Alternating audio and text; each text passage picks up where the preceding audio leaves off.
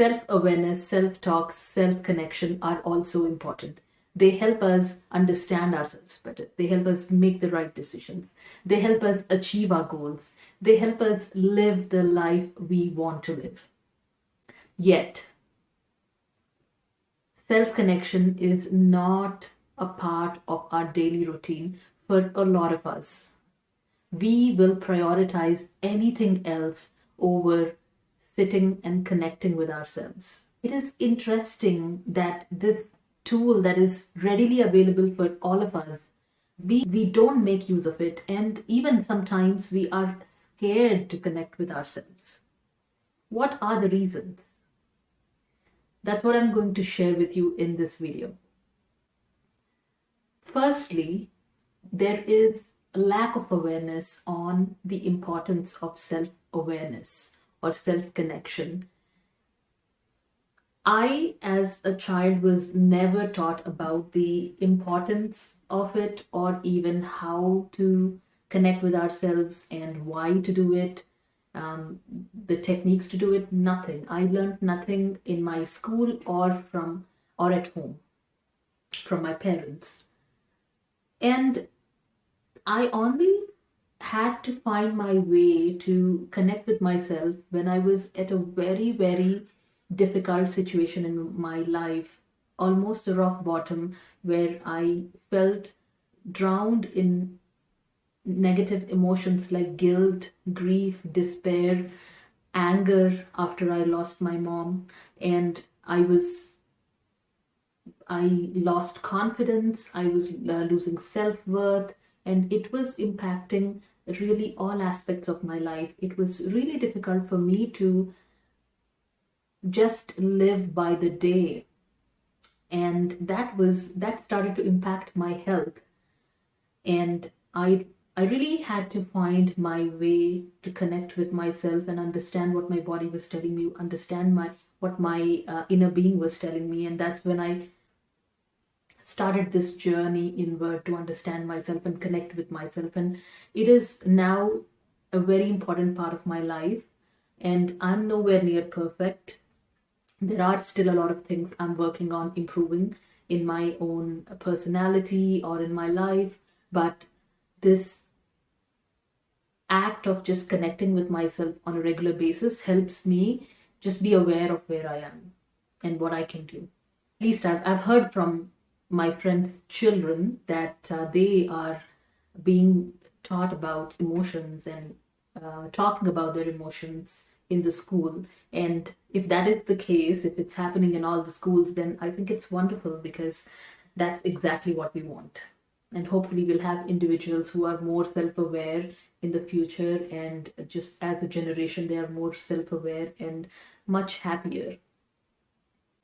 Another thing I noticed in my childhood is that I have not seen any adult really trying to connect with themselves, or I haven't seen anybody who had journaling or talking to themselves or understanding themselves as part of their daily routine. It just seemed like everybody was perfect and they had everything figured out. But I now know that's not the case. It's just not in the, I think, in the culture, in their upbringing, that it was not a part of their life. Now, coming on to more of emotional reasons why it might be scary to connect with ourselves. The first reason you may be scared to connect with yourself is you are not yet ready to accept your mistakes. We all make mistakes. Nobody is perfect. But what is important is to identify and acknowledge our mistakes. Because when we make mistakes and we sort of brush it away and we don't really own them and acknowledge them, we deep down have those negative emotions that were generated. It could be that of anger, it could be that of disgust or judgment of yourself. And these won't go away if you're not accepting those emotions and resolving them, they're not going to go away. They're going to be stuck in your body, and they will come out when you face similar trigger or situation again. And that's not going to help, because you will react the same way again, and you just manifest the same thing over and over again. What is beneficial is to just acknowledge those mistakes and acknowledge how you felt. More important is also to acknowledge the feelings, how you felt. And because we all it might be a situation that you goofed up, you just didn't do the right thing at that point, but this is the time to really accept yourself and show that self-care and self-love, and tell yourself that you have done the best you could in that situation, and not develop any negative feelings like guilt, but really tell yourself that you've done your best and what is the lesson learned, and move on. That is the most productive way to deal with your mistakes, rather than just brushing them aside. Another reason you may be scared to connect with yourself is because you are not ready to face your weaknesses. Yes, we all are very unique. We have unique strengths and weaknesses. But when we do not accept and acknowledge our weaknesses, it may result in negative emotions like anger, despair, distress. And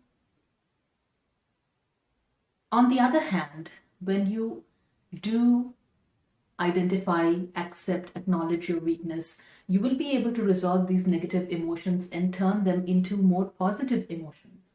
There are so many people that have identified their weaknesses and either converted them into their strengths. Rowan Atkinson is a great example. Instead of being intimidated by his weakness of stammering, he used that as his strength and used to become a famous celebrity across the world. And there are many such examples if you really talk about it, and you may know a lot of people in your life already who have done that. And or they may acknowledge their weaknesses and just not let it bother them. Let those weaknesses not intimidate them. Just be comfortable with them. And that is another thing people like in someone, is just someone being authentic and accepting their own weakness and flaws is another thing that we really admire. When we don't accept our mistakes and weaknesses, we still have that negative emotion going on because it has not vanished, it has not disappeared. And so we start to resort to other methods like victimization, just trying to feel sorry for yourself, just trying to feel bad and trying to complain the situation or a person or the God or the creator, whoever. But that complaining is not going to go away. It's going to stay, and it's not going to let you enjoy your life. And when these negative emotions continue to resort in our body for a longer periods of time, and we react out of these negative emotions, that becomes our belief system, that becomes our personality, and that's how we start thinking about things.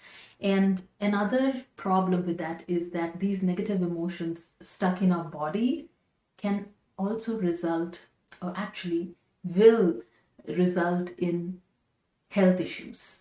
So your mind-body connection will work, and your mind is constantly like not whole, it's not balanced, and it will disturb the balance in your body too. So it's really worth just identifying and acknowledging the weaknesses and the emotions, and resolving the negative emotions that come from those weaknesses. If you are enjoying this content, do like, share, and subscribe. And please drop a comment if you have any feedback on how I can improve this channel to make this content more enjoyable for you. Until the next time, take care. Bye.